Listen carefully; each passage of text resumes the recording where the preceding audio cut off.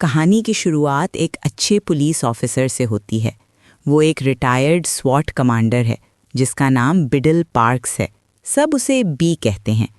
Be ایک مثالی باپ ہے، ایک اچھا شوہر ہے اور ایک بہادر آفیسر رہ چکا ہے۔ وہ اپنی بیٹی کے بوائے فرینڈ کو ڈراتا ہے، جیسا کہ ہر باپ کرتا ہے۔ بیٹی کا دوست رے آتا ہے، بی اسے کھانے پر بلاتا ہے اور پھر ایک گیم کھیلتا ہے۔ کہتا ہے، اگر تم میری بیٹی کو چھوؤ گے تو ہم تمہیں چھوئیں گے۔ لڑکا گھبرا جاتا ہے، بی ہنستا ہے۔ یہ سب مذاق ہے، لیکن بی کی آنکھوں میں ایک سنجیدگی ہے۔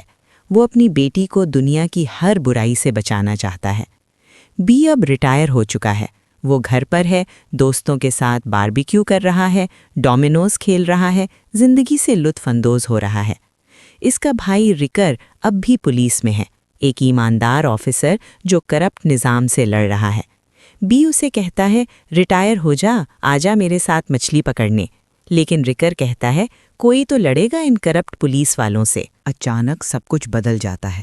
ایک ویڈیو وائرل ہوتی ہے جس میں دنیا کی مشہور رپورٹر عائشہ لیئر کو گولی مار کر قتل کیا جا رہا ہے۔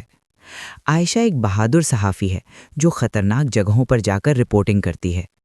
ویڈیو میں دکھایا جاتا ہے کہ وہ ایک دہشت گرد گروپ کے لیڈر واسپا سے انٹرویو کر رہی ہے۔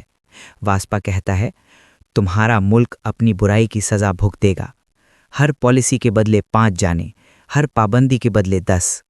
عائشہ پوچھتی ہے، تم لوگوں کو کیوں مارتے ہو، عورتیں اور بچے؟ واسپا غصے میں آتا ہے اور پھر گولی چلتی ہے۔ لیکن اسی ویڈیو میں بی کا بھائی ریکر بھی نظر آتا ہے جو عائشہ کا کیمرہ مین ہے۔ وہ بھی گولی کا نشانہ بنتا ہے۔ نیوز چینلز پر یہ خبر چلتی ہے، امریکہ عائشہ لیئر کی موت پر سوگ منا رہا ہے۔ اس کے شوہر ڈینیل بھی 1 سال پہلے مر چکے تھے۔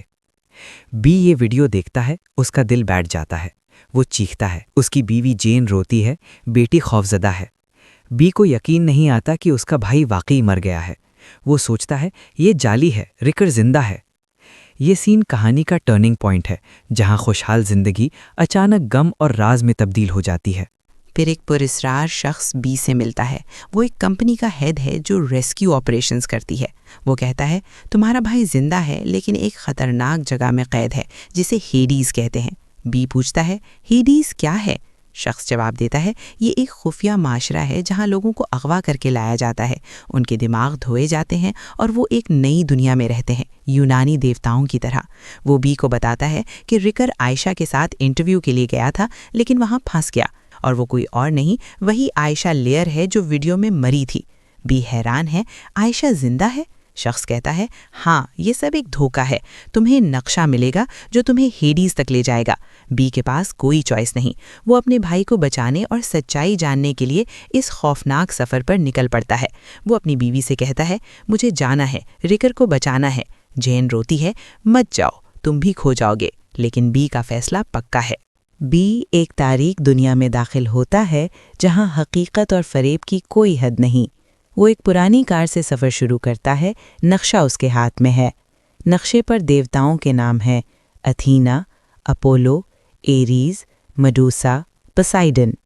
ہر ایک سے ایک کلیدی حاصل کرنی ہے، جیسے پام پرنٹ، سر یا کوئی چیز۔ پہلا سٹاپ فیری مین ہے، ایک آدمی جو دریا پار کرواتا ہے۔ آدمی کہتا ہے، ادائیگی پہلے پھر پار۔ بی اسے پیسے دیتا ہے اور دریا پار کرتا ہے۔ دریا کے پار ایک ویران جنگل ہے جہاں لوگ ماسک پہنے گھوم رہے ہیں۔ ماسک کی سطح سے ان کی حیثیت پتہ چلتی ہے۔ بی کو پتہ چلتا ہے کہ یہاں منشیات استعمال کی جاتی ہیں، ڈیولز بریتھ، جو لوگوں کی یادداشت مٹاتی ہے۔ بی ظالم ایتھینا سے ملتا ہے۔ ایتھینا ایک طاقتور عورت ہے جو ایک محل میں رہتی ہے۔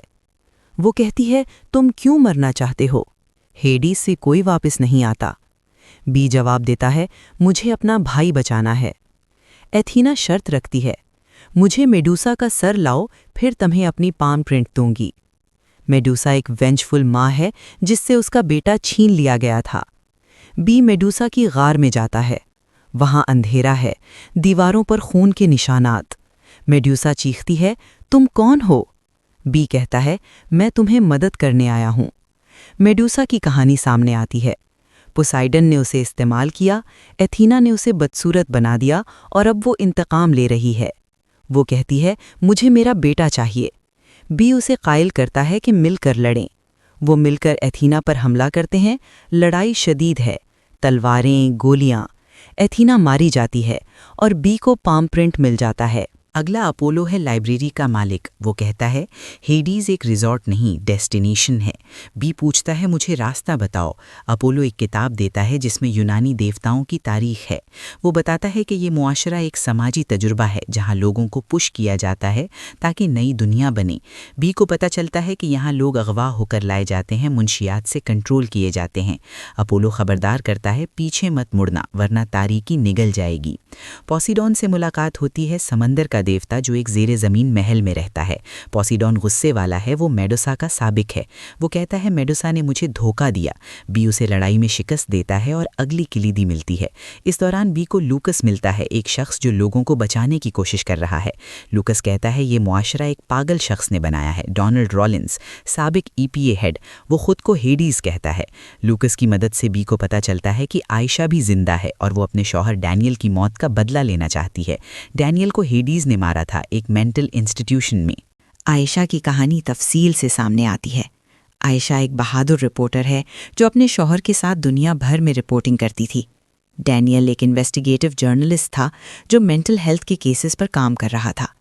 وہ میکسیکو گیا جہاں سے واپس نہیں آیا۔ عائشہ کو ایک نوٹ ملا، انٹرویو کا مسئلہ، سورس تک پہنچا لیکن ٹکٹ ایکسپائر ہو گئی۔ یہ ایک کوڈ تھا، ہیڈیز کا اشارہ۔ عائشہ خود انٹرویو کے لیے گئی لیکن پھنس گئی۔ اب وہ ہیڈیز کی بیوی بننے پر مجبور ہے۔ وہ کہتی ہے میں آزاد ہونا چاہتی ہوں، اپنے شوہر کا بدلہ لینا چاہتی ہوں۔ بی اور عائشہ مل کر پلان بناتے ہیں۔ میڈوسا کی غمگین کہانی۔ وہ ایک عام عورت تھی، پوسائیڈن، جو ایک طاقتور آدمی تھا۔ اس نے اسے استعمال کیا، ایک بیٹا پیدا ہوا لیکن اتھینا نے اسے چھین لیا اور میڈوسا کو بدصورت بنا دیا۔ اب میڈوسا ہر ایک کو مار رہی ہے۔ وہ بی سے کہتی ہے مجھے میرا بیٹا چاہیے۔ بی وعدہ کرتا ہے میں مدد کروں گا۔ وہ مل کر ایریز سے لڑتے ہیں، جنگ کا دیوتا جو ایک آرمی کمانڈر ہے۔ لڑائی میں تلواریں چلتی ہیں، خون بہتا ہے اور بی فتح یاب ہوتا ہے۔